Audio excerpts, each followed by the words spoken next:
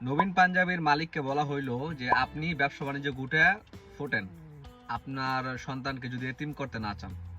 এটা কে বলছে? প্রধানমন্ত্রী তারেক রহমানের বন্ধু, যিনি সিন্ডিকেটের প্রধান, তিনি বলছেন।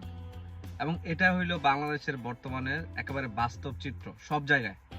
কিছুদিন আগে নারায়ণগঞ্জে 50 লাখ টাকা চাঁদা না দেওয়ার কারণে বাড়িঘর ভাঙ্গা ফেলছে, এবং যারা ভাঙছে তারা বলছে যে এটা আসলে অন্যজনের বাড়ি, আওয়ামী লীগের আমলে তারা দখল করছে, এই জন্য আমরা এটা ভাঙ্গা ফেলছি। তাই শুধুমাত্র ঢাকা নারায়ণগঞ্জ না, একেবারে প্রত্যন্ত গ্রাম অঞ্চলও ঘাট, নদীর খেওয়া ঘাট, লঞ্চ ঘাট, আরো যত ঘাট আছে, বাজার আছে, এগুলো দখলের জন্য একেবারে 5 আগস্ট পরবর্তী থেকে বর্তমান পর্যন্ত সবচেয়ে যে দলটা বেশি আগে আছে এটা হলো বিএনপি। এবং যারা ওইখানে ব্যবসা বাণিজ্য করবে তাদেরকে ইচ্ছায় হোক অনিচ্ছায় হোক চাঁদা দিতে হইব। এটা হলো সমঝোতা।